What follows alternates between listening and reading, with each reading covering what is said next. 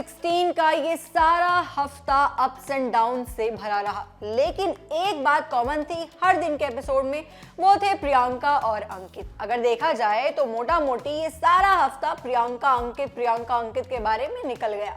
बात करें अगर प्रियंका अंकित की ही, तो भाई प्रियंका को रोटी चोर बोलने से लेकर के अंकित गुप्ता के एलिमिनेशन तक क्या कुछ हुआ पूरे हफ्ते में, हम आपको बताते हैं। वेल, आप देख रहे हैं फिल्मी बीट, मेरा नाम है लवी चौधरी और मैं हाजिर हूँ बिग बॉस का पूरा हफ्ते भर का रैप अप लेकर आपके साथ। बात करें अगर प्रियंका के रोटी चोर वाली बात की, तो भाई अर्चना गौतम ने प्रियंका को 2 रोटी के ऊपर रोटी चोर घोषित कर दिया। हालांकि अर्चना गौतम की तो बात ही अलग है, वो हर रोज हर एक नए कंटेस्टेंट पर हर एक नया जुर्म लगाती हैं और इसके चलते अंकित गुप्ता हो, प्रियंका हो, टीना हो, शालीन हो, कोई भी हो, वो अर्चना के आक्रोश से बचा नहीं। लेकिन इस बार उन्होंने रोटियों के ऊपर खेला तो यहाँ पर उनको सिंपैथी मिली शिव ठाकरे की। शिव ठाकरे वही कंटेस्टेंट हैं जिनको बिग बॉस में लोग काफी पसंद कर रहे हैं और ऑर्मैक्स की लिस्ट में शिव ठाकरे को 4थे नंबर पर जगह मिली, लेकिन 5वें नंबर पर अंकित गुप्ता को जगह मिली, लेकिन बिग बॉस के घर में जगह नहीं मिली। तो ये आयरनी काफी ज्यादा मजेदार थी, लोगों को पसंद भी आई। मैं आपको बता दें कि इस हफ्ते का वीकेंड का वार सबसे ज्यादा मजेदार रहा, क्योंकि अंकित गुप्ता को घर वालों ने वोट आउट किया और नॉमिनेशंस की कोई वैल्यू नहीं बची। इसके बाद बिग बॉस को और साथ ही सलमान खान को लोगों का बहुत ज्यादा बैकलैश भी झेलना पड़ा। सोशल मीडिया पर कई तरह के ट्रेंड्स चले, जैसे कि ब्रिंग बैक अंकित गुप्ता, नो बिग बॉस। इस तरह के ट्रेंड्स के बाद भी अंकित गुप्ता को एक दूसरा मौका देना बिग बॉस ने बिल्कुल मुनासिब नहीं समझा। बात करते हैं दूसरे कंटेस्टेंट्स की, तो भाई सृजिता ने अपना पूरा का पूरा बदला ले लिया टीना दत्ता से, क्योंकि उन्होंने उनके ऊपर कुछ ऐसे आरोप लगाए जिसके बाद राजीव दातिया से लेकर के गौहर खान तक सभी ने अपनी प्रतिक्रिया दी। आरोप थे टीना दत्ता के कैरेक्टर पर, यानी कि प्रॉपर कैरेक्टर एसेसिनेशन कर दिया सृजिता ने टीना दत्ता का, और टीना दत्ता को कोई खबर भी नहीं। और सबसे इंटरेस्टिंग बात ये रही कि ये इतनी बड़ी बात बिग बॉस के घर में हो गई, लेकिन सलमान खान ने वीकेंड के वार पर इस मुद्दे पर चू तक नहीं करी, यानी कि वीकेंड का वार भी सिर्फ प्रियंका और अंकित के नाम ही रहा। तो यानी कि अगर देखा जाए तो लगता है कि डे 1 से जब हफ्ते की शुरुआत हुई थी, तब से ही अंकित गुप्ता के एलिमिनेशन की प्लानिंग चल रही थी। प्लानिंग से याद आया कि इन सारे घर वालों ने खुलेआम अंकित गुप्ता के एलिमिनेशन की प्लानिंग की, उनको एविक्ट करने की प्लानिंग की, फिर भी बिग बॉस ने चू तक नहीं की, क्योंकि बिग बॉस के रूल बुक में साफ लिखा है कि आप किसी का एलिमिनेशन डिस्कस नहीं कर सकते। बावजूद उसके पूरी मंडली के साथ घर वालों ने बैठकर ये डिस्कस किया और पूरा इस पर एक डिबेट चला कि भाई कौन एलिमिनेट होना चाहिए। और साजिद खान, जिनको लगभग बिग बॉस के आने वाले हर एपिसोड का हर सेगमेंट का पता होता है, उन्होंने एक बार फिर से भविष्यवाणी कर दी कि हाँ, अंकित गुप्ता ही जाने वाले हैं, और सच भी निकला। हालांकि आपको बता दें कि जो फैंस हैं वो निराश भी हैं और अभी भी उम्मीद लगाए बैठे हैं कि शायद अंकित गुप्ता को बिग बॉस वापस ले आएंगे। लेकिन भाई जो बिग बॉस ने ठान लिया, फिर तो बिग बॉस खुद की भी नहीं सुनते। तो इस बार फिर से अंकित गुप्ता की शायद वापसी नहीं होगी। वापसी से याद आया कि एक कंटेस्टेंट की वापसी हो चुकी है और वो है प्यारे क्यूट नन्हे मुन्ने से अब्दू रोजिक। अब आप शायद इस बात से बिल्कुल एतराज करेंगे कि मैंने नन्हे मुन्ने क्यों बोला, क्योंकि वो तो कंटेस्टेंट है, हमको तो उन्हें इक्वली बिल्कुल ट्रीट करना चाहिए जैसे कि हम बाकी लोगों को करते हैं। लेकिन दोस्तों, क्या आपने बिग बॉस नहीं देखा? बिग बॉस में अब्दू रोजिक को कोई भी कंटेस्टेंट के रूप में ट्रीट नहीं करता।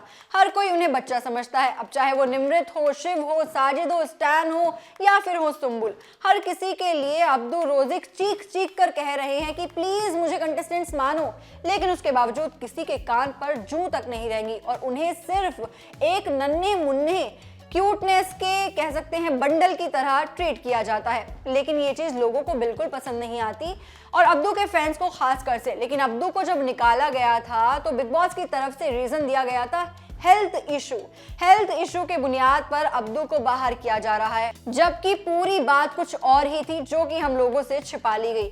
बात करते हैं इस हफ्ते के कुछ ऐसे कंटेस्टेंट्स की जिनको इंडिया ने खूब सारा प्यार, सपोर्ट और बहुत सारे इमोशंस दिए हैं, और वो हैं ऑर्मैक्स की लिस्ट में शामिल हुए 5 कंटेस्टेंट्स। उसमें किस किस का नाम शामिल है? सबसे पहले Abdu Rozik, then MC Stan, उसके बाद में 3rd नंबर पर प्रियंका चौधरी, 4th नंबर पर शिव ठाकरे और 5th नंबर पर अंकित गुप्ता, द साइलेंट किलर। लेकिन अंकित गुप्ता को ऑर्मेक्स की लिस्ट में जगह मिली, लेकिन अनफॉर्चुनेटली बिग बॉस ने उनको अपने घर से निकाल दिया, जो कि लोगों को पसंद नहीं आया।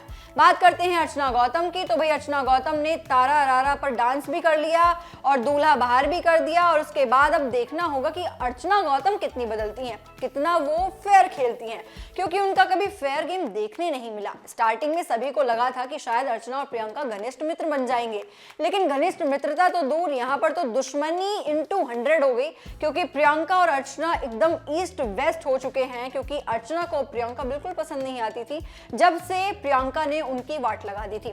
अब वाट लगाने से याद आया कि भाई वाट तो हर कोई बिग बॉस के घर में लगा रहा है ना, तो फिर एक ही कंटेस्टेंट को क्यों टारगेट करना। लेकिन यहाँ पर अर्चना गौतम ने उनको 2 रोटी की वजह से रोटी चोर बता दिया और उसके बाद बता दिया कि जब इसका कंधा चला जाएगा तो मैं देखूंगी कि ये किसके कंधे पर रोएगी।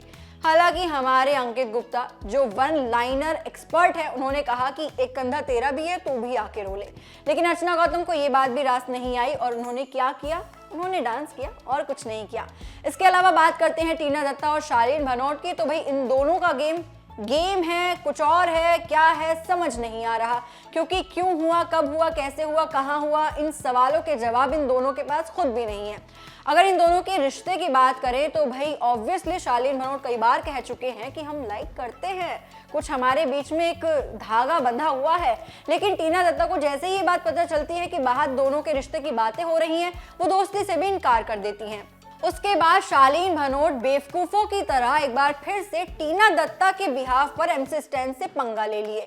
मतलब एमसी स्टैन से भयंकर उनकी लड़ाई हुई, गाली गलौज हुई और क्या ही मजेदार आग बबूला लड़ाई हमने देखी।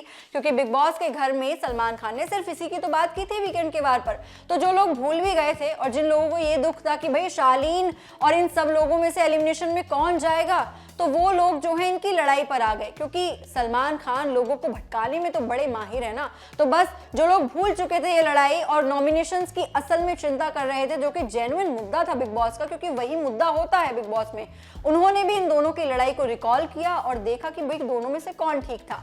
हालांकि दोनों की लड़ाई का कोई रिजल्ट सामने नहीं आया, दोनों ही अपनी अपनी जगह गलत थे, सही नहीं थे, गलत थे। क्योंकि जिस तरह से गाली गलौज चली थी और सलमान खान ने जो चुटकी ली है, आय हाय हाय, जो फिल इन द ब्लैंक्स इन लोगों के साथ खेला है उसके साथ मजा आ गया। मतलब 7वीं क्लास का मुझे अपना जीके का क्वेश्चन पेपर याद आया कि फिल इन द ब्लैंक्स मुझे भी करने हैं। मेरा फिल इन द ब्लैंक्स थोड़ा इनसे अलग था, मतलब गालियों वाला नहीं था। लेकिन एमसी स्टैन की बात करें तो भाई एमसी स्टैन जो है बिग बॉस के घर में तहलका मचा रहे हैं और वैसे भी उनको बहुत ही मस्त फीलिंग आ रही है बिग बॉस के घर में, एकदम बोले तो सरस। इसी बीच मेकर से याद ये भी आया कि विजय विक्रम भी तो आए थे, जिनको बिग बॉस के घर में किसी ने नहीं पहचाना। विजय विक्रम वही हैं जो बिग बॉस में इंस्ट्रक्शंस देते हैं, जिनकी आवाज आप सुनते हैं सुबह 9:30 बजे, वही है विजय विक्रम। लेकिन उनको किसी ने नहीं पहचाना और ये आए थे इन सारे घर वालों की चिट्ठियां पढ़ने के लिए। इस चिट्ठी वाली चीज में भी बड़ा पंगा हुआ, मतलब इतनी चीटिंग हुई कि इतनी चीटिंग तो कभी नहीं होती, मैंने नहीं देखी, क्योंकि नकल भी अकल के साथ करते हैं। लेकिन साजिद खान में तो लगता है अकल भी नहीं है, क्योंकि उनसे नकल भी ठीक से नहीं हुई।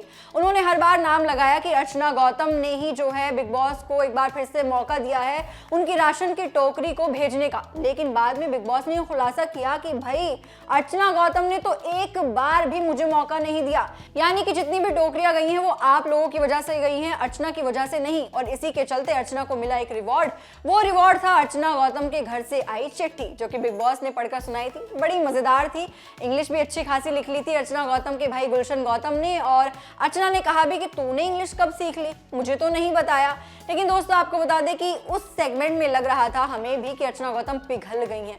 लेकिन अर्चना गौतम इतनी सख्त लड़की हैं कि वो अपने कैरेक्टर में पूरी तरह से घुसी रहती हैं और अभी भी हमें वही देखने को मिला। हमें लगा था कि अगर अंकित जाएंगे तो एटलीस्ट गुड बाय तो बोलेंगी यार। इसके साथ बात करेंगे टीना दत्ता की, तो भाई टीना दत्ता की एक अलग ही चल रहा है, उनका बिग बॉस में पता नहीं कौन सा गेम चल रहा है, हमको खुद समझ नहीं आ रहा, क्योंकि टीना दत्ता को खुद समझ नहीं आ रहा कि वो क्या कह रही हैं। और जैसा कि शेखर सुमन ने कहा था कि टीना क्या कहती हैं वो शालीन को समझ नहीं आता, शालीन क्या कहते हैं वो हमें समझ नहीं आता, जनता को समझ नहीं आता, कि इन दोनों को क्या समझ नहीं आता। तो ऐसा ही कुछ हुआ है ऑब्वियसली शालीन भनोट और टीना दत्ता के बीच में। अभी भी जो भी चीजें हैं चलती रहेंगी शायद, क्योंकि मिटने वाली तो है नहीं। क्योंकि जब तक हम ये डायलॉग ना सुन ले कि शाह यू हर्ट मी, हमारा दिन कैसे बनेगा यार, और बिग बॉस कैसे पूरा होगा। एपिसोड में तो मजा ही नहीं आएगा जब तक टीना दत्ता ये बोल ना दे। लेकिन अगर बात करें सुंबुल तौकीर खान की, तो भाई सुंबुल तौकीर खान और साजिद के रिश्ते पर सवाल कैसे खड़े कर दिए प्रियंका ने। इस बात से साजिद को बड़ी तकलीफ हुई, लेकिन साजिद को जब तकलीफ नहीं थी जब वो खुद सुंबुल और शालीन के रिश्ते पर सवाल खड़े कर रहे थे। तो आप कमेंट सेक्शन में अपनी राय जरूर दीजिएगा। इसी के साथ टीवी और बॉलीवुड से जुड़ी तमाम अपडेट्स के लिए देखते रहिए फिल्मी बीट। और अगर आप ये वीडियो फेसबुक पेज पर देख रहे हैं तो वहां भी हमें जरूर फॉलो कीजिएगा।